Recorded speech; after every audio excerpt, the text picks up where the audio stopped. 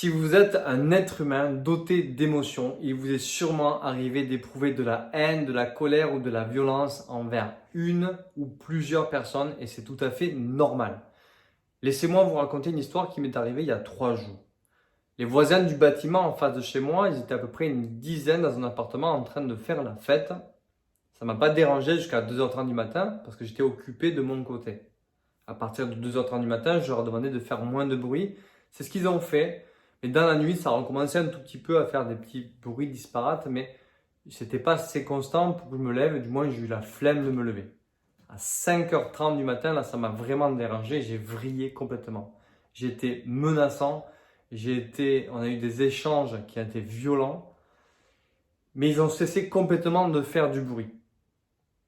C'était pas fini dans mon esprit, j'avais pas fini d'exprimer mon émotion parce que je trouvais qu'ils avaient été irrespectueux, parce qu'on a à peu près une soixantaine de logements dans une résidence calme, normalement, avec des enfants, des personnes âgées. Et je devais vraiment aller leur dire de façon ferme. Mais plutôt que de le faire sur la colère et dans l'état de violence dans lequel j'étais, j'ai fait un tampon où j'ai rangé mon appartement et je suis quand même allé le voir à partir de 6h du matin à peu près, je suis allé le voir, ou 5h45. Quelques minutes après, ils se sont excusés. Ils m'ont expliqué que certaines personnes de la soirée qui étaient alcoolisées ont perdu le contrôle, ont fait n'importe quoi. Ils ont perdu le contrôle de ces gens-là, je veux dire. Je leur ai demandé qu'ils ne reproduisent pas ça. Ils se sont excusés, ils m'ont dit que ça ne reviendrait jamais, ce genre de soirée-là. Et ces personnes non plus. Ça m'a fait du bien et il fallait encore que je vide cette énergie de colère, de haine et de tension que j'avais eue. Donc j'ai fait l'entraînement, j'ai fait mes actions, je suis passé à l'action et je me suis senti totalement libéré. Comment vous auriez-vous réagi dans cette situation-là?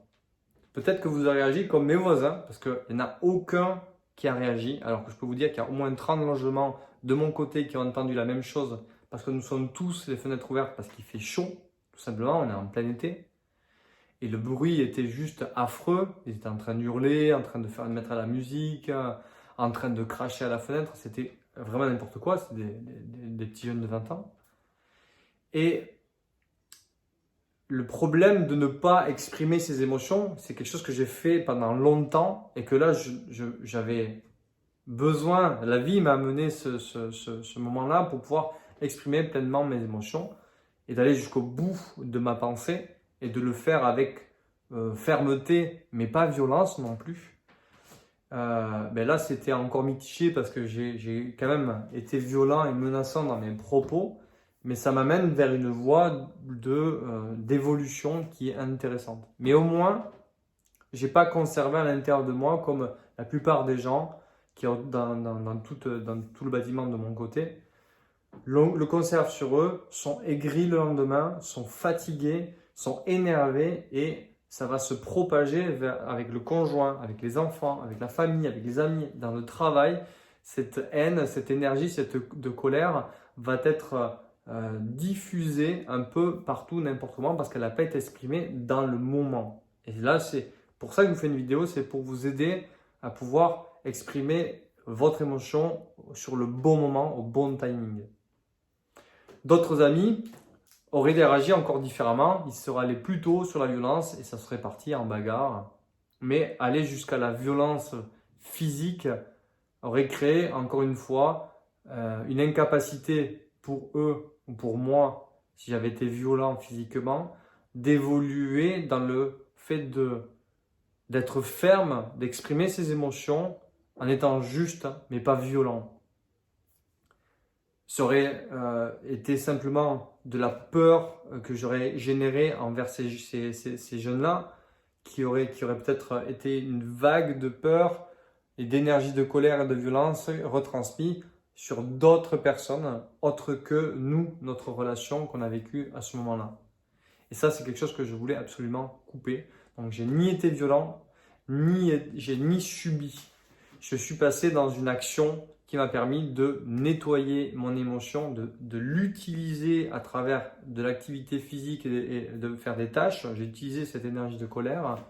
J'ai pu la nettoyer complètement, agir sur le fait, être honnête, ferme, juste, mais pas violent, même si j'étais menaçant dans mes propos. Ça, c'est une autre marche, une autre évolution sur laquelle je vais pouvoir travailler dans l'avenir. Mais j'ai déjà avancé sur un cap intéressant parce que dans le passé, j'avais tendance un petit peu à subir et à contenir tout ça.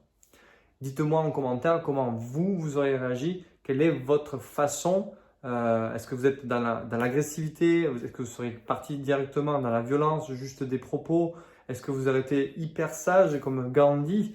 Vous aurez peut-être rien dit, absolument dit, et été en paix. Mais ça, c'est quand même quelque chose qui me paraît très utopique et pas atteignable à mon niveau aujourd'hui. Et ensuite, est-ce que vous aurez peut-être subi, sans rien dire, resté prostré dans votre coin? Laissez-moi en commentaire et dites-moi si cette vidéo vous a fait du bien et vous aide un petit peu à y voir plus clair dans la gestion de vos émotions. Je vous aime fort, je vous embrasse.